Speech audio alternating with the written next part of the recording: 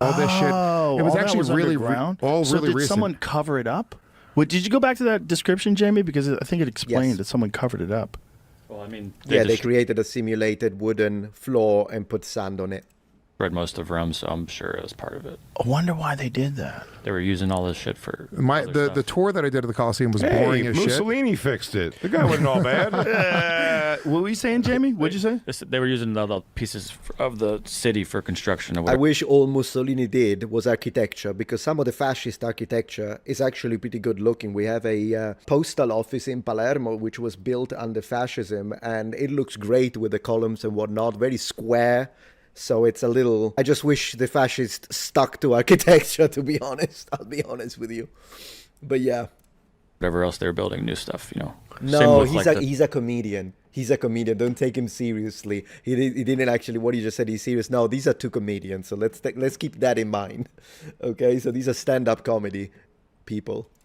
The pyramids. You know, People they- shit on Mussolini. I'm pulling that that's right horrible. because they go, Mussolini, what a monster. I go, clean the floor of the Coliseum. They did that with the pyramids. They stole the fucking stones from the outside of it. Yeah. well, People are so gross. Yeah, it was crazy. Well, It's remember like the when- Trevi Fountain a few years ago in Rome? They poured like black ink in it or something, just protesters. It was like, and they Jail immediately. It's just like those people that go with the little cans, spray cans, and spray over Stonehenge, or the people that go and spray can famous paintings by, I don't know, Raffaello, Leonardo, whatever, Donatello, whatever the heck. No, jail immediately. I don't even care. How is it going to help whatever important message you want to spread? When you do that, you create public outrage, which means you're not helping your cause. So it needs to be something that... and plus, it's illegal. It's illegal to do stuff like that anyways. Anyways, let's continue. Let's go. This is so far, it's good. 2 minutes, 56 seconds. literally had to drain the fountain, and it took like however many months to clean it. It was fucked Right. up. The Colosseum architects made changes to allow new methods of stagecraft. Other changes were accidental. Fire sparked by lightning in 217 AD gutted the What do you mean accident? That's Zeus, Jupiter. stadium, sent huge blocks of travertine plunging into the hypogeum. What? That whole area is so nuts, man. 217? That's a lot of words How do in they that. have those facts? Coliseum was really cool. I'm sorry, what? Sparked by lightning in 217 AD gutted the stadium, sent huge blocks of travertine plunging into the hypogeum. What? That whole area is so nuts, man. 217? That's a lot of words How do in they that. have those facts? Coliseum was It is so difficult. You're right. I mean, I know he's joking all the time, but I mean, that's history. That's how you get the facts. He's joking. He's joking. I'm going to consider that the other guy, every time he speaks, it's a joke. I'll do that. really cool. I learned more about it. I did a like a gladiator training program with my son. They had Nice. it was like a little like place you went, and I learned so much about the Coliseum doing that, more than the tour. The tour was boring as shit. I went in like August. It was 110 degrees out. It was insane. He's aggressively trying to make his son straight. But I, mean, that was, I don't understand the joke because I don't know anything about his family life, whatever that means. that was a cool experience. Like, dude, It's fucking cool as shit, man. they didn't 'cause kill it's- each other. The gladiators, like that's all like Right. it's lore. Lies? That's They all lies. didn't? It was none of because it was like pro wrestlers. If Yeah. your gladiator killed another gladiator, the guy who owned that gladiator would have to pay. Okay, so this guy, you know, he knows his stuff. He knows history better than Simon Elliott, Professor Emeritus, Doctor, PhD, Super, Erasmus. This guy's, I'll take him over Simon Elliott, I'll be honest with you. Like, he's right. He's absolutely right. This idea that gladiators died at every fight is wrong. We've spoken about this a lot, right? And now he's proceeding to debunk that at Joe Rogan Experience. So this probably got millions of views. This is just a clip. But I imagine this got millions of views. I appreciate that. This guy's doing a better service to the history of my country than Simon Elliott did and a bunch of other professors these days. So I'll take it. Let's see how he explains the number. I can give you some numbers, by the way. But let's see how he explains it. The other guy who owned that gladiator, they were all slaves. So it was all just show. It was like pro wrestling. They would cut each other, but they had like big, like fat bellies, so they wouldn't cut each other. I take that back. I take that back. He's spreading a myth now. Oh no, he's going to. That's fine. That's fine. Okay, that's why I'm here, right? That's why I'm here. So he's right when it comes to the over-exaggeration of the mortality rate of gladiatorial combat for economic reasons, as he explained. Not to mention the people loved to kind of, and you know how you get like superstars in MMA and in karate, and then you recognize them. Well, it's the same thing for the Romans. They had their favorites, the champions. So yeah, occasionally gladiators did die. It wasn't staged. I don't want you to think that it was staged. It wasn't. They fought. It's just that they usually wouldn't go until death. It was very rare that it would happen, but it was rare. On the other hand, though, now he's pushing this idea, and it's not his fault. He was probably told by the people at this gladiatorial school, I am aware of these. They are a little touristy attractions in Naples, and I don't know if they have a couple in near Rome. And I imagine some of the stuff they say is not really backed by evidence. Oftentimes it's one of those situations where you hear something, you repeat it, and it becomes a thing that you can read online, which is in this case the idea that gladiators were fat, and they used the fat to prevent the sword cuts to reach your vital organs. It's nonsense.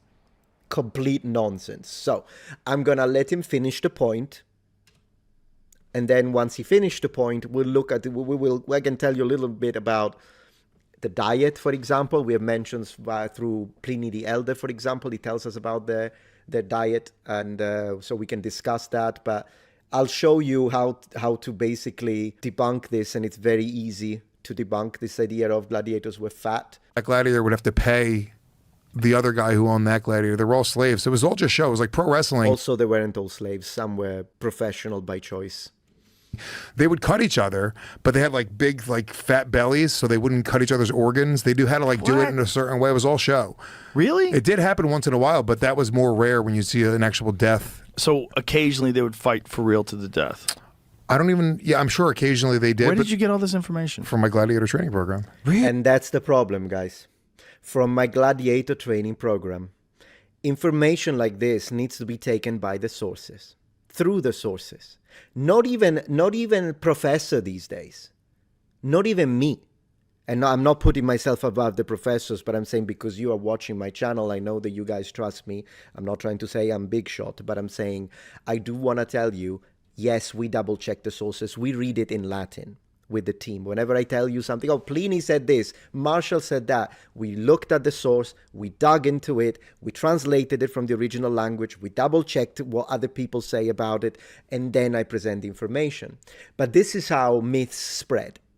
So this guy truly, genuinely, I like him so far, by the way, this guy, it's not his fault, he genuinely believed what someone else said. The problem is this someone else said what another person said, and it's a game of telephone. That's what it is, unfortunately. I'll also tell you where the myth comes from. In fact, I'm just going to tell you right now. So the myth comes from a misinterpretation of a passage where there is this Roman writer that is making fun of an emperor, telling him, look at you with your body that looks like a gladiator, your gladiator body. We have no idea what that means, and some people have speculated that it means that he was fat, but there is no reason to think that. Also because you remember the gladiator classes had different body types. So a Murmillo could have been a thick guy, meaning that it could have been a very muscular, kind of like a bodybuilder, but just to give you an idea, think of a natural bodybuilder as opposed to, you know, the guys that do oil and that kind of stuff or steroids. So imagine a natural bodybuilder, big guy, strong arms, strong guy, muscular. That's what Murmillo, Secutor classes, they are the heavy classes. But then again, also think of those guys that do jobs. So they've got strong arms, maybe, but they have a little bit of a gut and they don't care as long as they have strong arms. There are guys that think that way. You could become a Murmillo if you had a little bit of body fat percentage. You didn't have to be like lean or like something like a power lifter as well. But this idea that being fat is ridiculous. So it is possible that when this emperor was being mocked is because maybe he was putting on muscle mass. So they were like, oh, look at you. What are you doing with that body? But, you know, that's the idea. The second reason why this idea was pushed, the gladiators were fat, is because of a 1993 discovery in West Turkey, where the body of 22 gladiators were found, and they did a isotope analysis of the bones and figured out that they had a diet that was carbohydrate intense. So they had a lot of carbs. And when I say carbs, it is very likely that that means specifically barley, because Pliny the Elder tells us, and in fact uses a nickname for gladiators, and he calls them barley eaters. So when you do a cross-reference between the material goods, so the bones, and the analysis, and then the fact that they were nicknamed Bali eaters, we understand, okay, so they ate a lot of carbohydrates. I mean, it makes sense. No, not pizza, sorry.